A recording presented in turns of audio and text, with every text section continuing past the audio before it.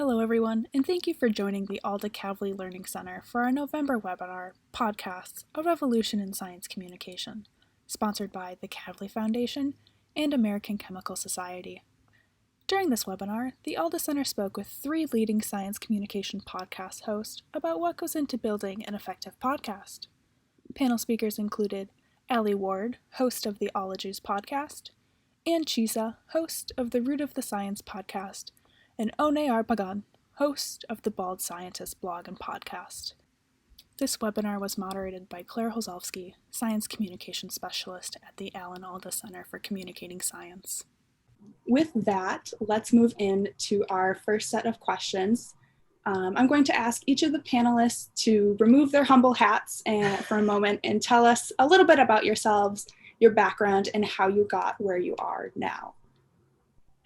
Somebody would like to. Ali, why don't you start? Okay, I'll start. Hi, I'm Ali Ward, and I'm a host of the podcast Ologies. I am also a correspondent on the show Innovation Nation on CBS, and I'm on Netflix's 100 Humans and Brainchild, which is also on Netflix, and Did I Mention Invention on CW, and I'm a consulting producer on some Netflix shows coming up that are produced by the Obama's company, Higher Ground, and so I have a lot of balls in the air, usually a lot. I drink a lot of coffee, but my biggest love is Ologies, the podcast. That's the thing that that is my primary job. And I studied science as well as arts and film in college. And Ologies is something that I wanted to do for 15 years. And it took me a really long time to get it done because I was scared. So I'm here to tell you not to be scared. Amazing. All right. One, Ann, either one of you want to jump in first? Go ahead.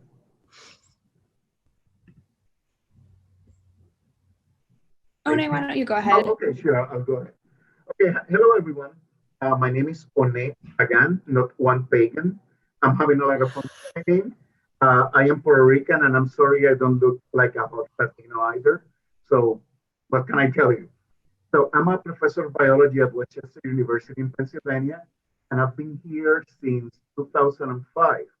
I am the eternal non-traditional student. I went back to school at 35. I was already married, had the first two of my kids. My wife helped with the kids. And I went back to school. And here I am. In a sense, I've been doing science communication since 1989 because I used to be a high school teacher. And one thing led to another, and well, now I'm a professor. About maybe 10, 11 years ago, I got the writing itch, and I started blogging. And the blog is still called Bald Scientist, for obvious reasons. And that led to the publication of my first book, which is about my favorite organism in the world, flatworms. And I got the proverbial writing bug bad. And I kept writing. I published a second book. I'm still teaching. I'm still doing research.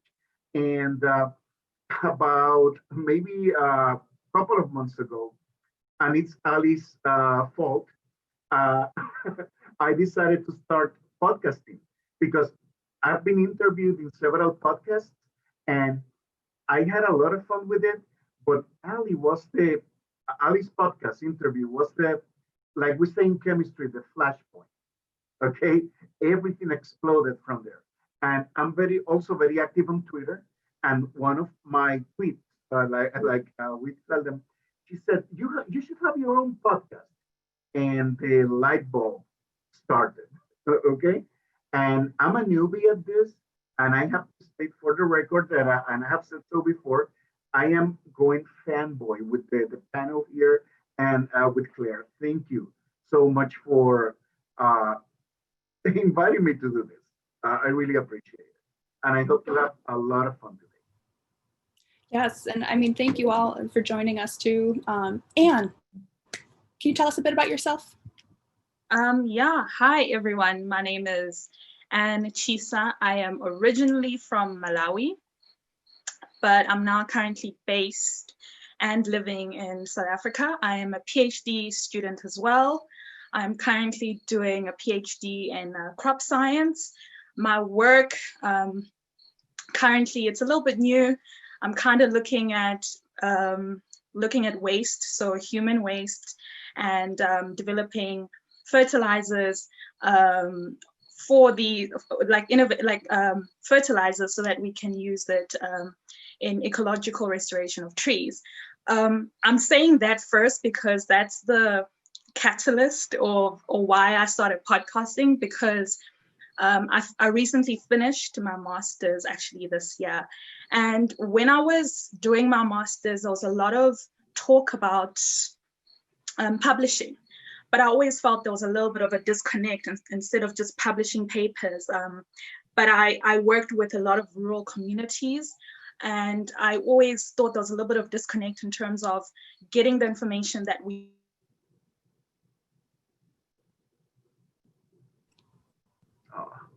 Oh no. I will make a note to all the attendees. Anne is joining us from South Africa, and so sometimes the internet connection she was mentioning gets a little spotty, so let's hope she jumps back in.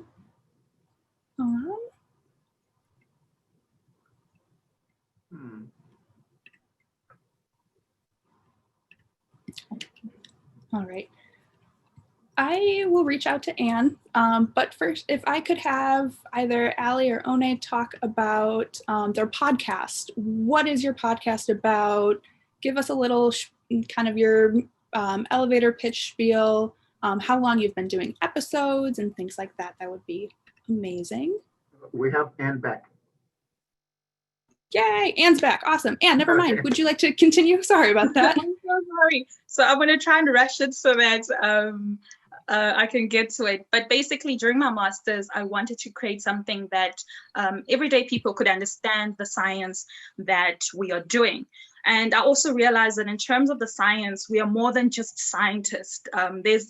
We are more than just that. And another thing is that I realized that there wasn't a place for us Africans in particular to talk about our science, that we are doing such amazing research, but it doesn't get communicated out there. So that's when I really wanted to be a radio host. And then during lockdown, this idea of like, oh my word, maybe I should start a blog. Then I was like, oh, blogging is going to take too much time editing things.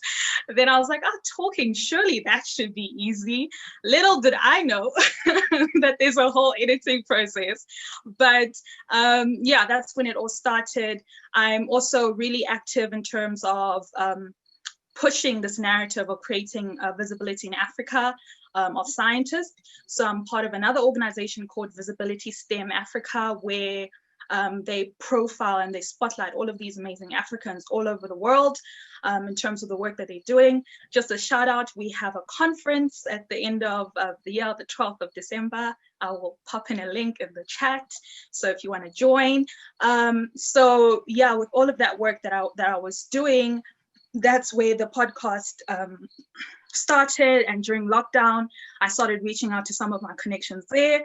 And they were really eager because everybody was at home, and they were like, yeah, sure, let's chat. And I started off, I'll get into how I started off because it was very, it's a wonderful story, but I'm really excited to share my journey and everything that I do.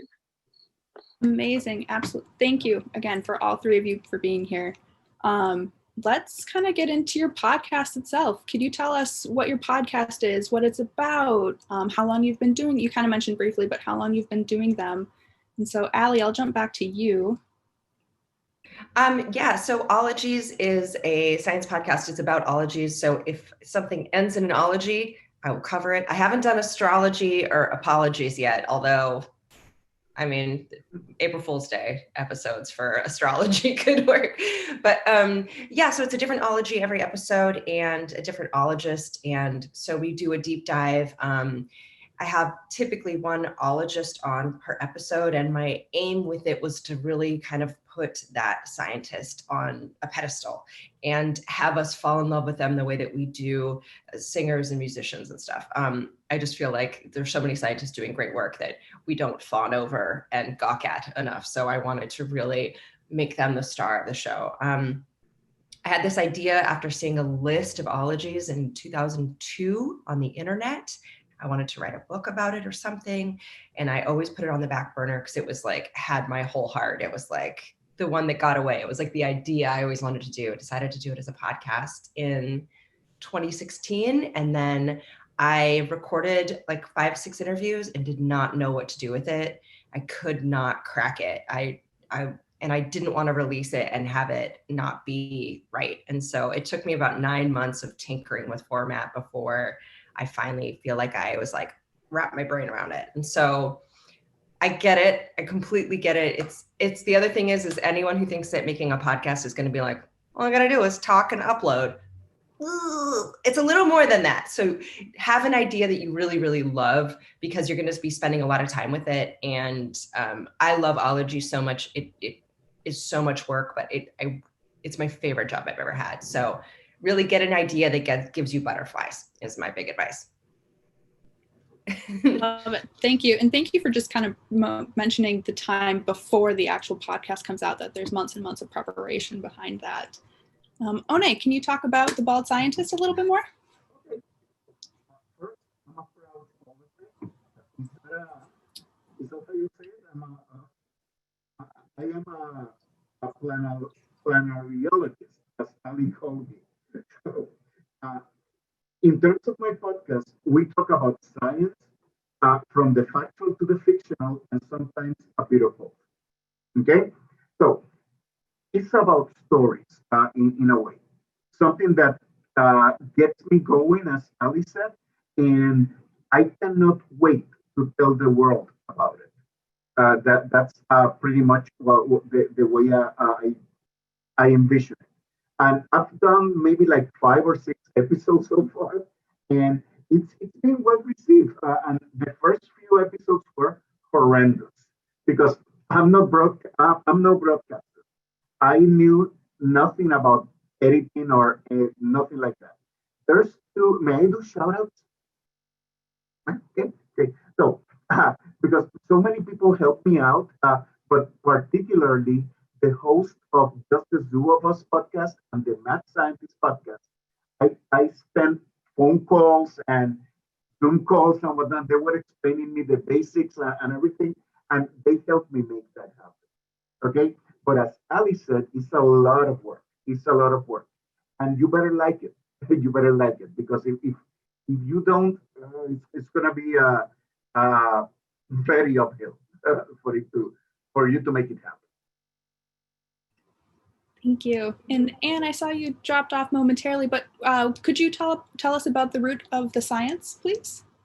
Yeah, sure. So, like I said, the purpose was that I wanted to showcase the work that Africans in STEM are doing, not only in Africa, but also globally. And also, I just wanted to create a platform to show the diversity of STEM fields, because I think growing up, we all had a very linear view of what science is. We all just thought science is doctor, engineer. But I want to show young people, and even people who don't know anything about science, that you can be an anthropologist, you can be a astrologist, and the nice thing is that you can be an African and do all of these things that we didn't even know existed. So that's what I want to create. And I also just, like I said, I also want to show that we are human. We are more than just the lab work. We are more than just the field work.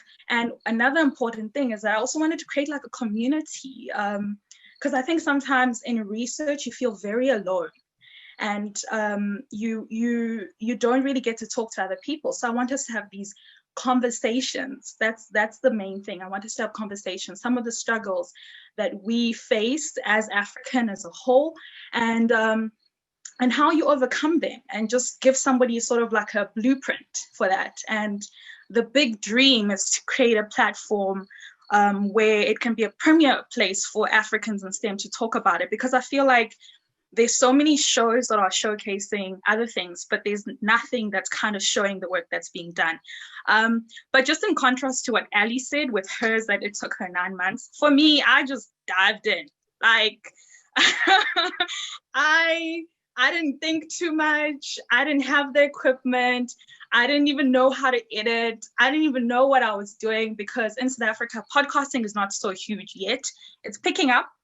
It's picking up, as opposed to in America. I know in America it's really, really big, and also in the UK. Here it's very, very small. So I found a little niche for myself. YouTube channels are what's big here. So I thought, why not create something that you don't have to have you can do without preparing like lighting and all of that stuff, because people get a bit camera shy. And number two, a person can listen to it as they're cooking, as they're walking. You don't have to physically sit. So yeah, that's how I call it my baby. It's about 9 months old now. That's how the baby started. That's awesome. And I love that you just dove right in. You just jumped right onto the deep end, and you're currently swimming, you're thriving. And so the next question I have that's kind of come up in the Q&A is if you all could just talk about what goes into making a podcast. If you could discuss a little bit about what the production looks like, kind of the behind the scenes work and what that entails, planning content, asking guests to be on your show, things among that nature. And I'm going to bounce this to Allie because I know you have something to show us. Yes. Oh, I have some kind of allergies, by the way. I swear I'm not weeping, even though I'm very emotionally moved. I swear I'm not weeping. For some reason, my eyes are, but I am very moved. Okay, here's the deal. I'm in a show. We have like 300 people here. And the question I get the most is like, how do you make a podcast? So I'm going to show you my super messy behind the scenes. There's like 300 people on Earth right now that get to see like me, like come into my home I have not cleaned up. My episodes come out on Tuesdays. It's a Tuesday. So I obviously I'm at the brink of my chaos. So I'm going to show you guys. You guys want to see? Y'all want to see? Yes? I'm going to take that as a yes. Okay. This is so vulnerable, but I'm doing it. Okay. Terrifying. I've never done this, by the way. I'll say I think I have goosebumps. I'm very excited are you? To see oh my gosh. what goes on. Yes. Okay. Let's see. Will not be able to record the content. Okay. I'm afraid to quit this because I'm afraid that I'm. Nope. Go ahead. I can. Okay. No, I don't want to quit it. Okay. I'm trying to share my screen in a way that, okay, here we go. Terrifying. Y'all can see my screen now, can't you? Horrifying. So scary. Oh my God. Okay. So here's how I work. You ready for this? I use a transcript. I use something called Temi.com, Temi, and .com. It's used to be 10 cents a minute, but now it's 25. They upped their price, but it's worth it. I run my entire episode through Temi. It's AI, so it's not perfect, but it gives me time code, as you can see. And then what I do is I run through and everything in red is stuff that gets cut. My assistant editor, Jarrett, cuts that. And then everything in green are my asides, my voiceover that I write and then record later. And then anything that is, and this is the episode that's up to date. So if you're going to listen to Ologies, this is how it was made. This is the sausage, you guys. Anything that is in yellow is a sound effect. And then the way that I record my asides is I record them directly into, again, pardon my desktop, you guys, it's been a week.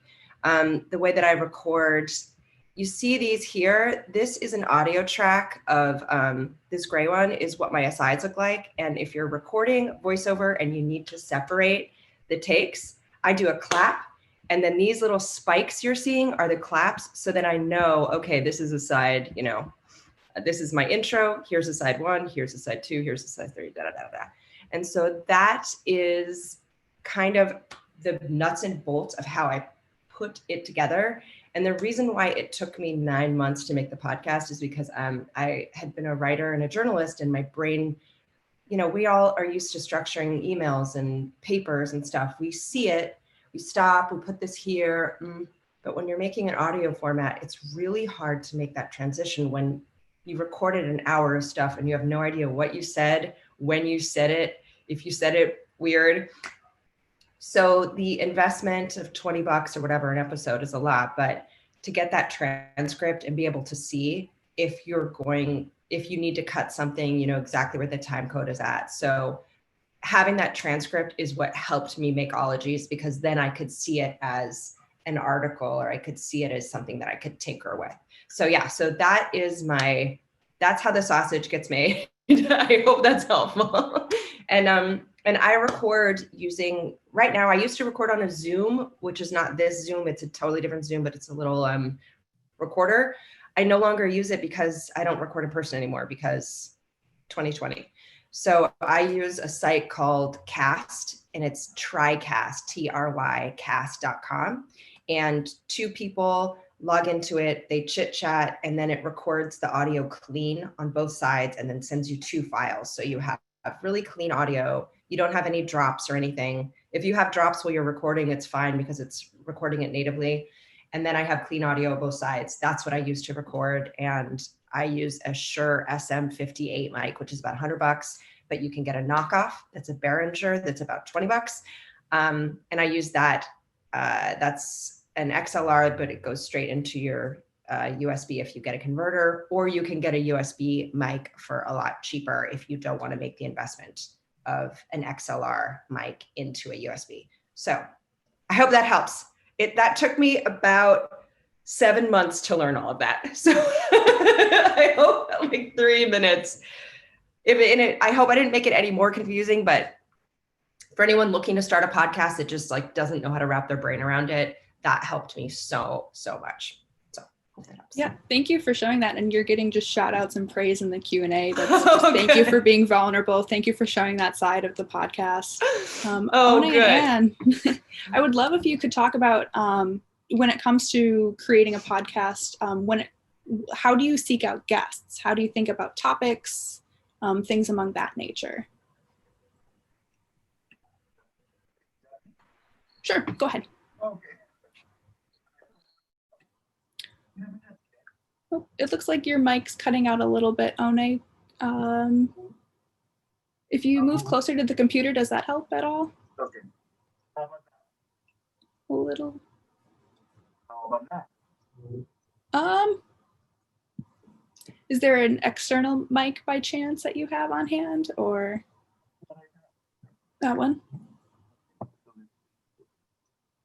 And do you want to chat about this while One sets up his mic? Sure. With me, each episode, I get a different person, a different scientist from wherever to chat. So what I usually do is I find people on Twitter. I call myself the DM queen. I DM you and I follow you first and then I hope you follow me too, and then I tell you what I do, or what I do is if I've seen an interesting article about a person, I contact the person who wrote the article to be like, this person would be really interesting to get on my show, and then I send emails. I wish I had an assistant, but it's just me. I can't wait until I get an assistant because my emails give me such anxiety. But yeah, so that's what I do. I reach out to them. And then after that, what I usually do is I created a Google form. I saw this from a group that I joined, a podcast group. I highly recommend doing that because I didn't know anything about anything. Like I said, I just dived in. So if you can get to all of these really nice groups that are on Facebook, on Twitter, that's a really good place. So I joined a Facebook group and they suggested creating a guest info form. So I asked my guests to please fill out that guest info form. And then after that, I call them up. We chat either via WhatsApp call or Zoom. Because what I realized that in the beginning when I was doing this, the people would think like, oh my God, it's an interview. And like 15 minutes before they would freak out. And the purpose for me is that I want to make you as comfortable as possible. So I like to get acquainted with my guest beforehand. So we have a chat, maybe a day or two.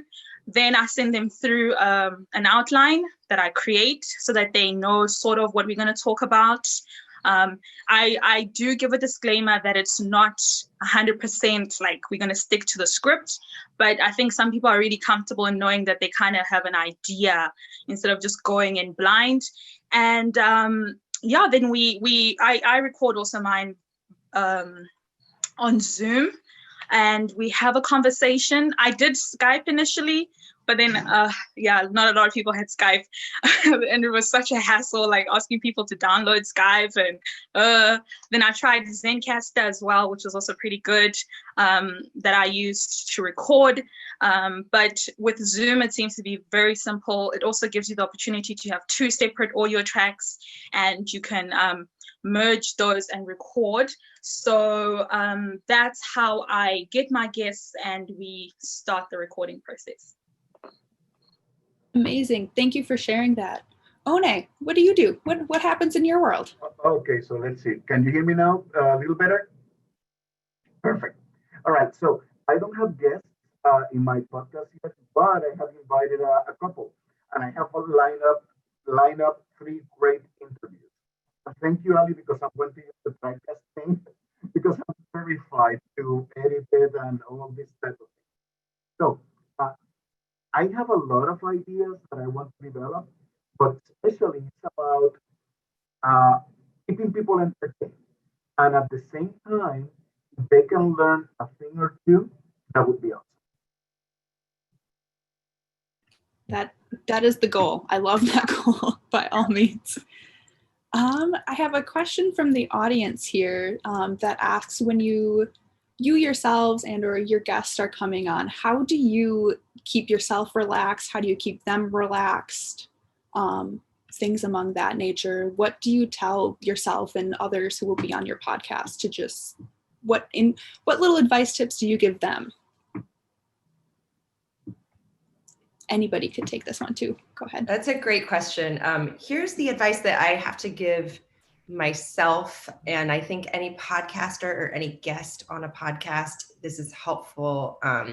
Because when you're starting to podcast, I got really nervous. The first time I ever recorded anything on my recording device, I was like sweating, even though it was just me alone being like, test, it's like really, it's nerve wracking. And one thing I tell myself before I ever have to give a speaking event or I have to do anything is show up like you belong, because you do. A lot of us have a lot of imposter syndrome and we're worried that we don't deserve to be there. So show up like you belong, because you belong, and have fun.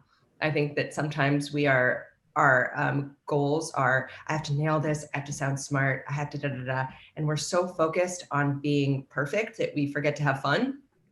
And we forget to enjoy it and really bring our full self. Like you already have the skills, you're good, you're not going to completely blank. And if you do, you'll edit it.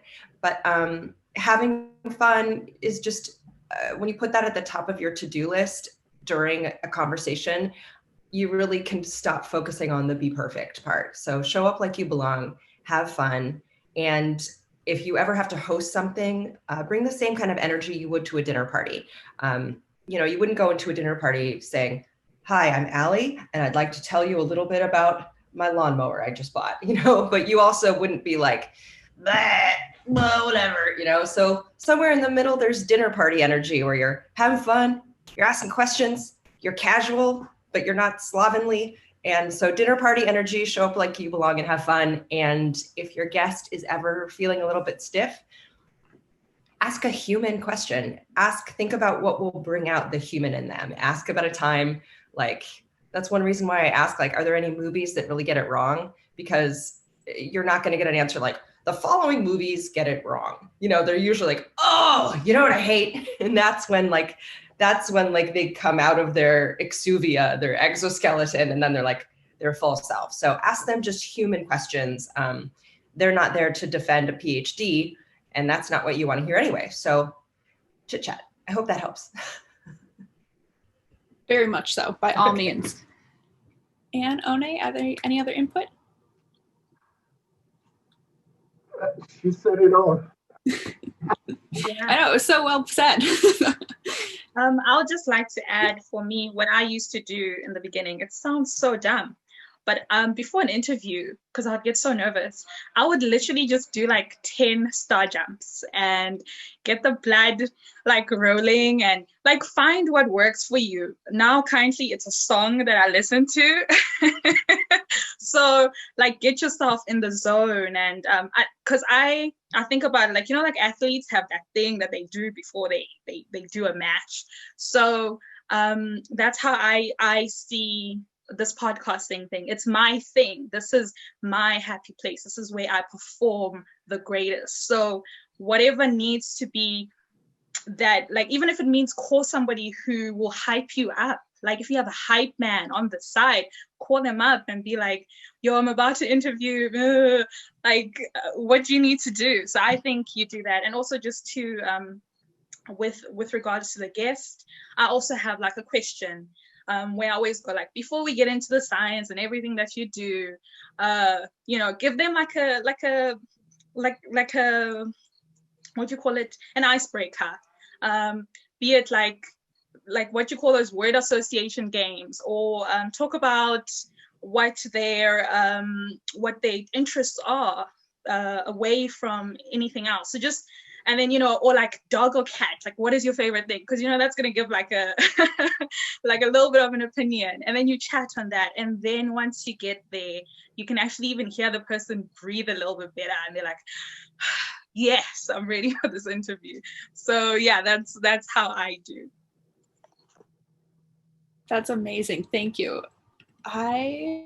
Question from the audience as well is, how do you balance being entertaining and educational in your podcasts? Go for it. Okay. Well, in a way, I'm going to describe the way I think. Oh, your mic's kind of going in and out again. Sorry. There you go. Okay, let's see. Better? Okay. So I'm going to describe you the way I think. Essentially. Can you hear me okay? Ish. I'm not quite sure what's happening. If you move the mic closer, does that help at all? I don't know. Oh, okay. That worked. That works. That's okay. I will not move. I'm here. Okay. So, one of the courses that I teach is biological sciences for non-majors. Okay?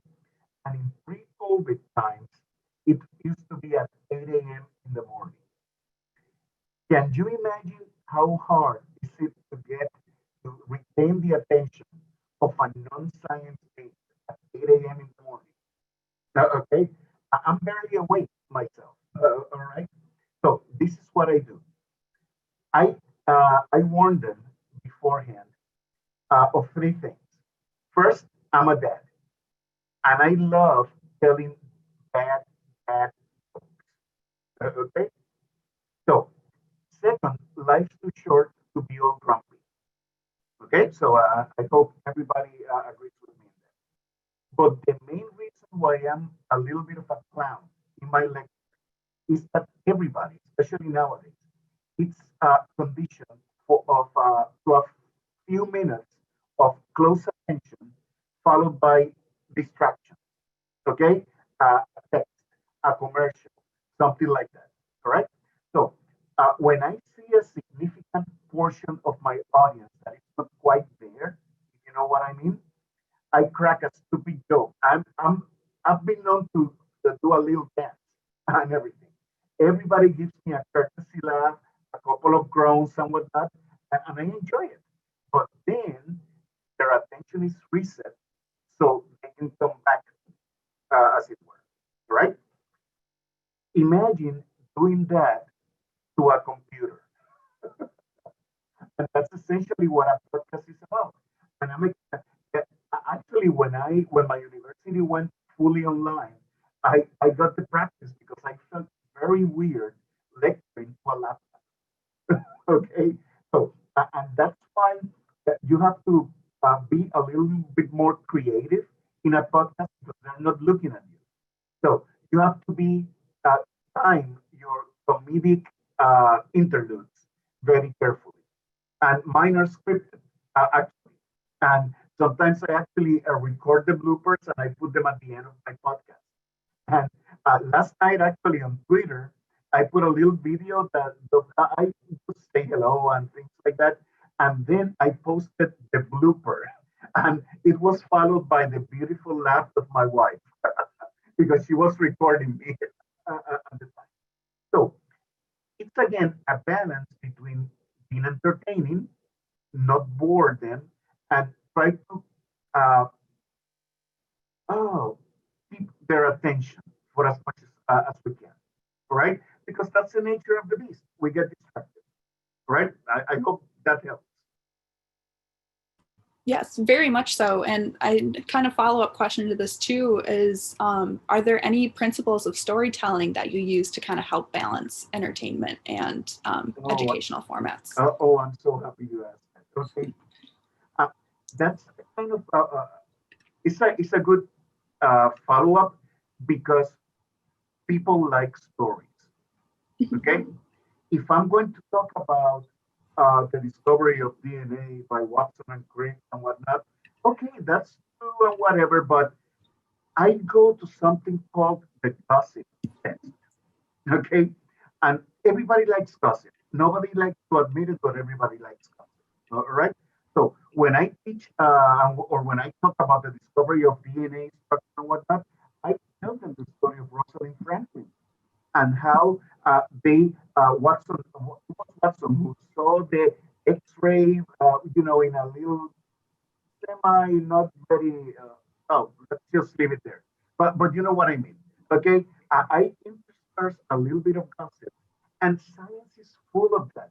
Science is full of that. And when I talk about my flatworms, for example, okay, I mean, what's more beautiful than an organism that you can cut its head off and it will grow back, including its brain?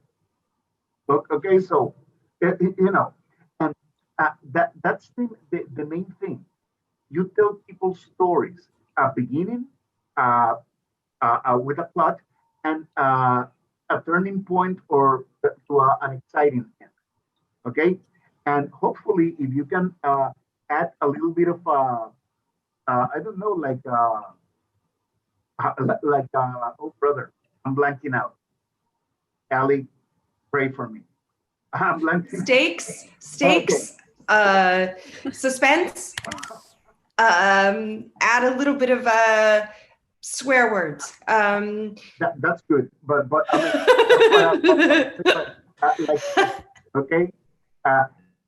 I mean, these type of things stay within people. Okay, they will remember that. But if I can tag the little bit of knowledge to the joke, okay, it will be. I mean, I get enthusiastic and my freaking accent shows up. Okay, so but that's it's the greatest feeling.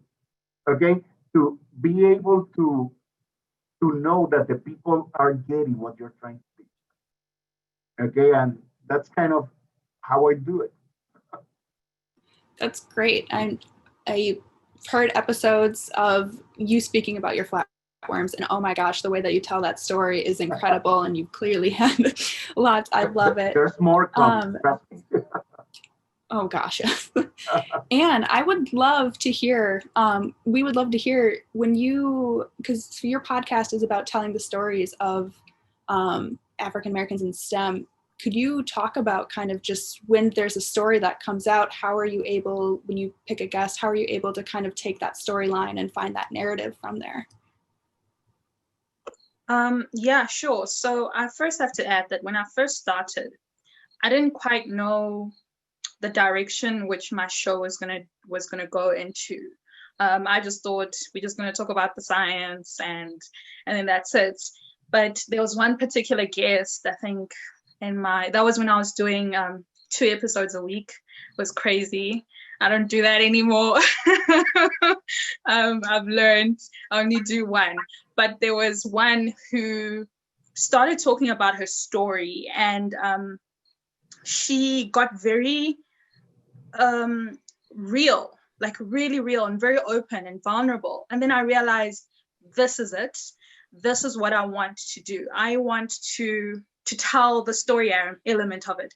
So what I usually do is we first start, I kind of like to do a little bit of a journey when I'm doing my podcast interview. So we first start with the title of the show, The Root.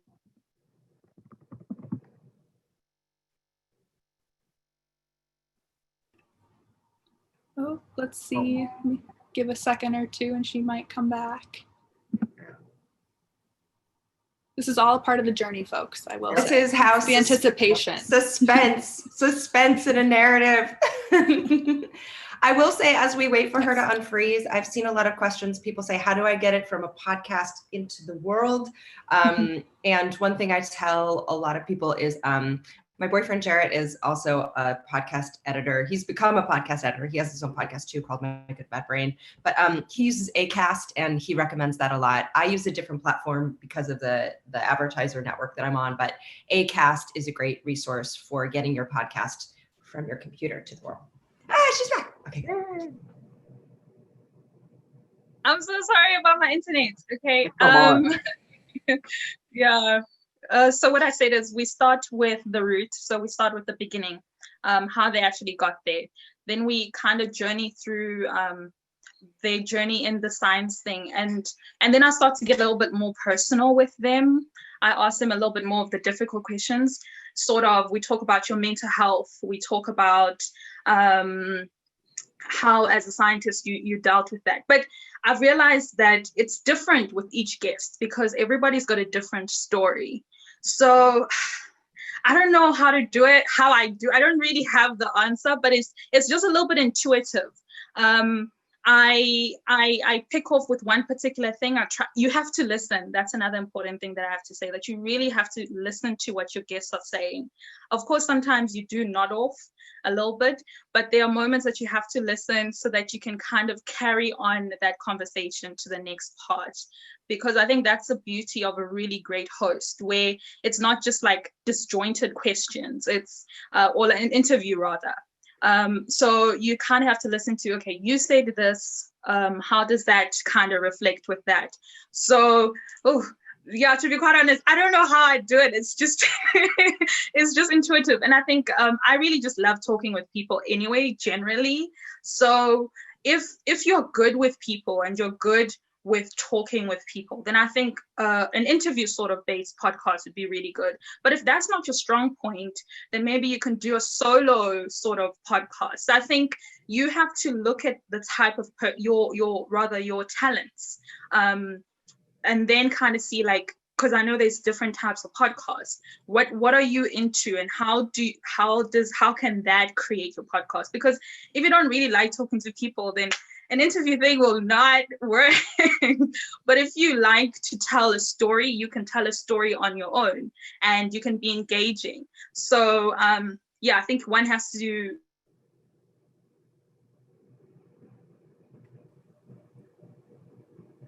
Oh, maybe? Oh, darn. Well, based on what Anne was saying, I had a question myself, and I'm going to direct this one to One. You started off as a blog. What lens, when it comes to because you have the blog, so Bald Scientist blog and Bald Scientist podcast, what kind of made you jump to a podcast and keep the blog? What does podcasting in science communication, what lends well to the podcasting format versus the blog format? If you could kind of talk about that briefly. Okay, so there are two very different mediums, okay? But they both have their own advantages, right? In a blog post, I can be much more detailed, meaning that I can give like, I don't know, a particular link to a particular concept or anything like that. In a podcast, it's much more dynamic. It's much more dynamic.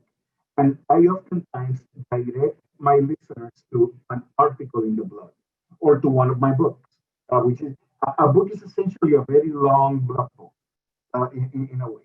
Okay, so but they both complement each other, and I enjoy podcasting, but I really love writing too.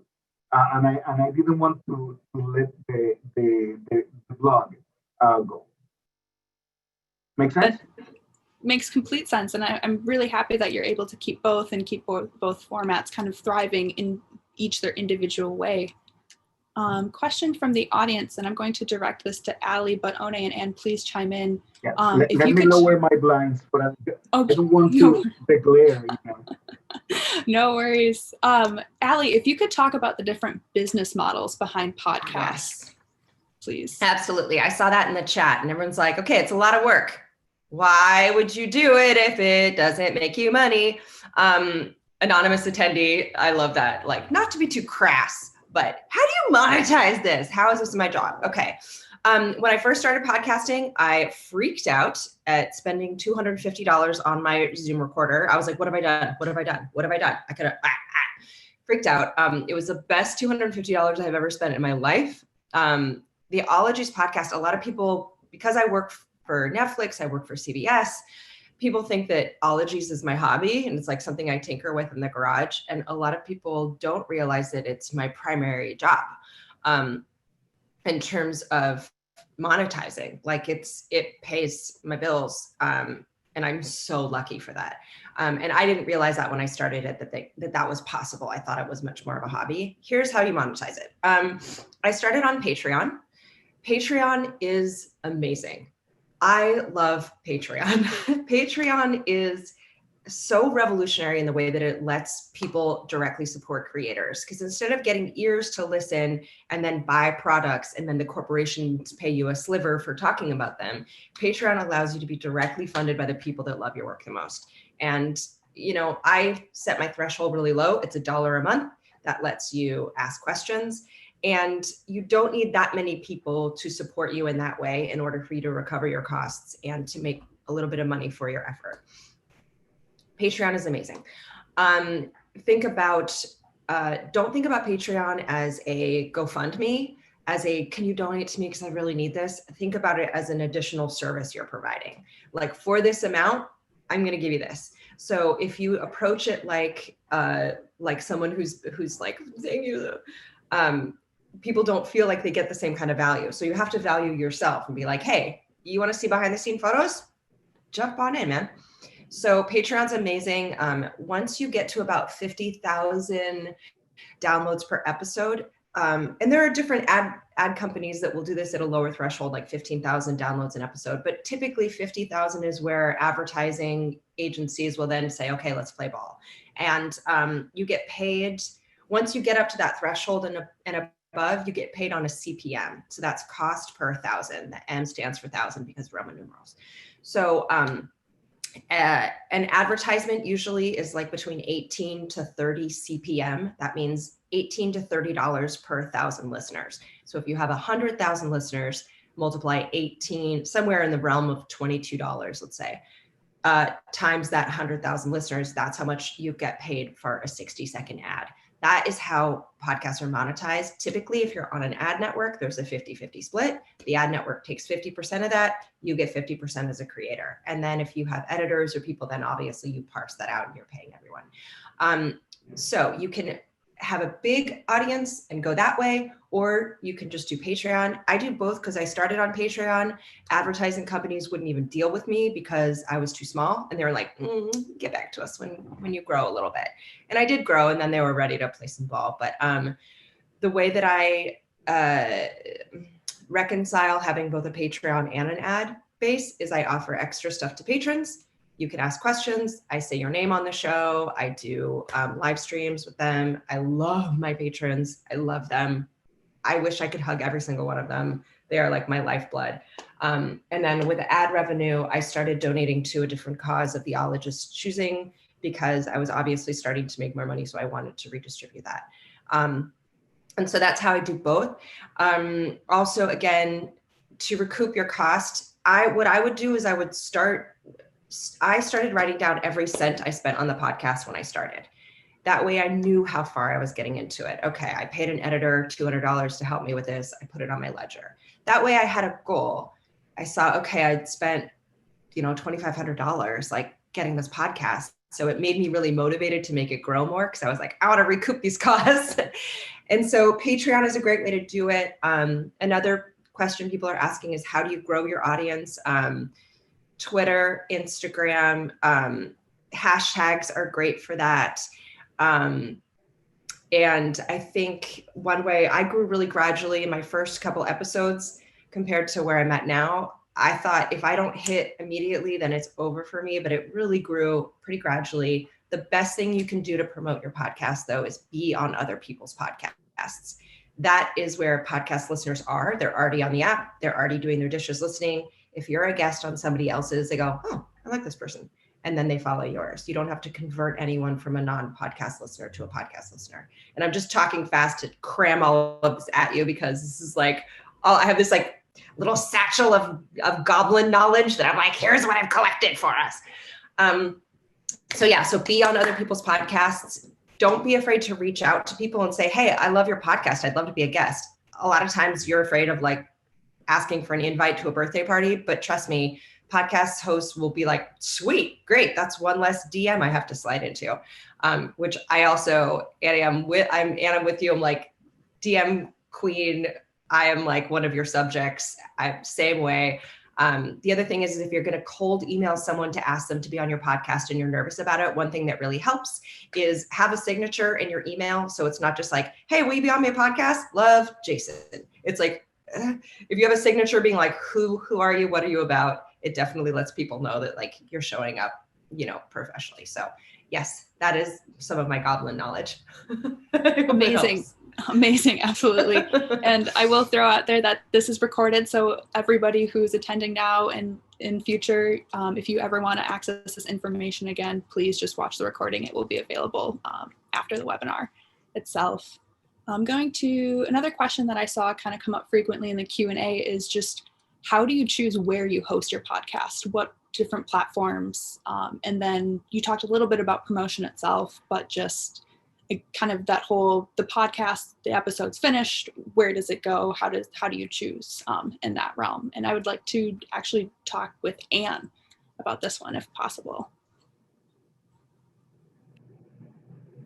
Yeah, hopefully I don't cut out, crossing fingers. With me, it was a little bit of, well, you have to do research. I think you can't just expect it to fall from the sky.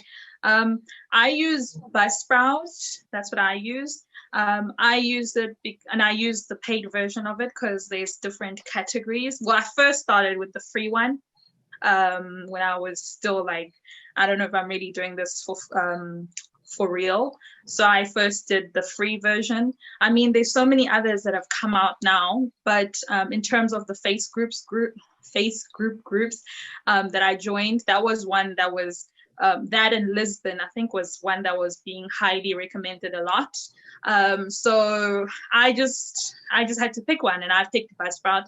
Personally, for me, I love Buzzsprout. It has a lot of material for a beginner, like a lot of information in terms about how to start a podcast, even if you don't know how to start a podcast, the type of equipment that you need, how you can monetize, and they've got really nice newsletters.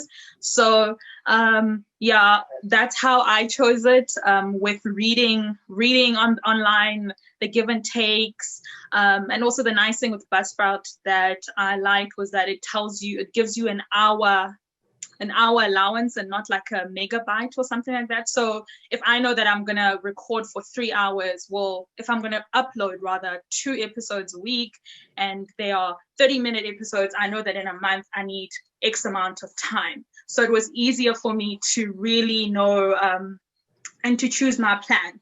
So I know with the others, I think it's size, which was a little bit difficult for me to convert. I didn't really understand. So I really love Buzzsprout. I haven't had any problems with them. They've got a really nice support system. I'm not tagging, I'm not a Buzzsprout person, but hey, Buzzsprout, if you want, I'm here. But that's just a personal opinion. And that's when people ask me, I recommend them because I have not had any other problems. I'm not sure about the others. Thank you.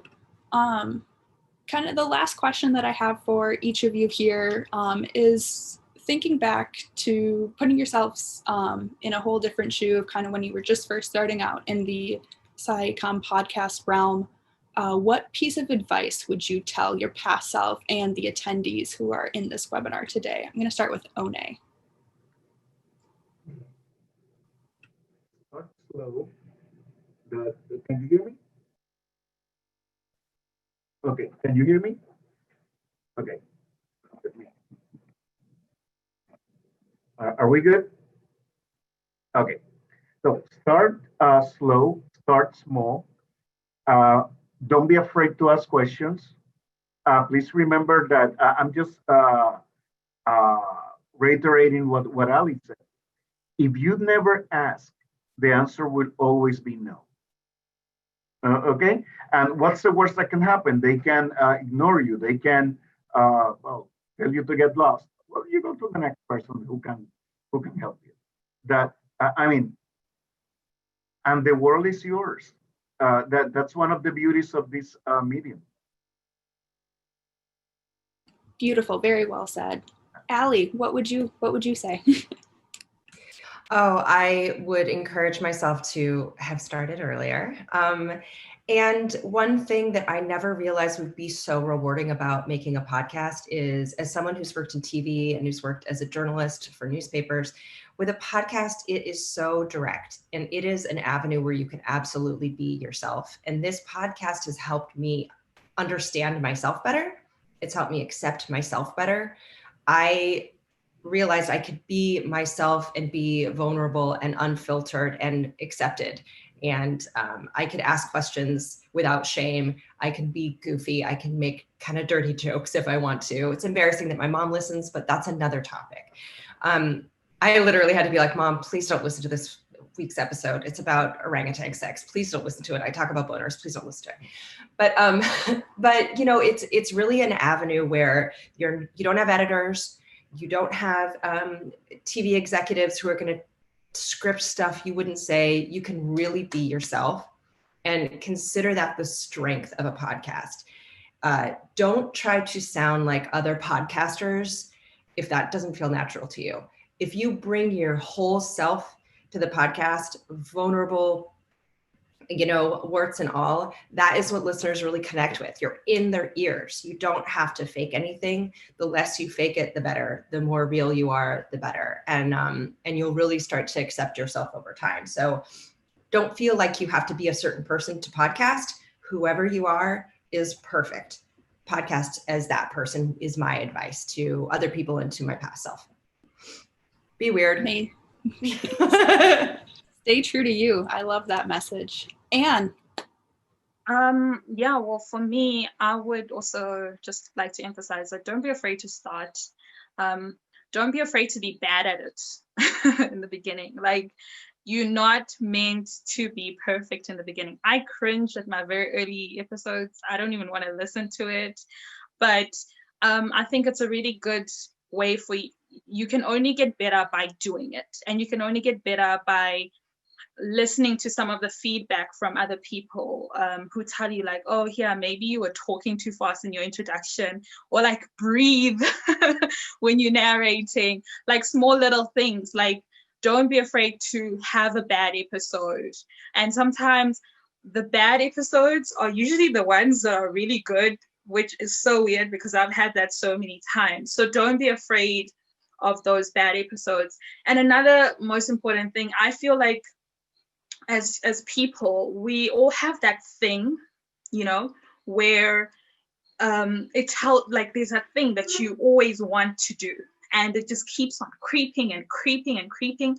And I think it's important to start listening to that inner voice and paying attention and trusting yourself a little bit more. So yeah, don't be afraid to start, and you can, I promise, you can learn your way through it. And that's the best part. And YouTube, YouTube is a great place to learn as well. Awesome.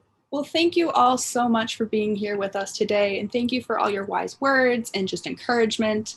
And attendees, thank you all for joining us as well and tuning in. We definitely all invite you to visit the org for further information about various science communication trainings and workshops that we offer. And also definitely check out the Ologies podcast, the Root of the Science podcast, and the Bald Sciences blog and podcast to keep up with this great team of panelists that we've heard from today.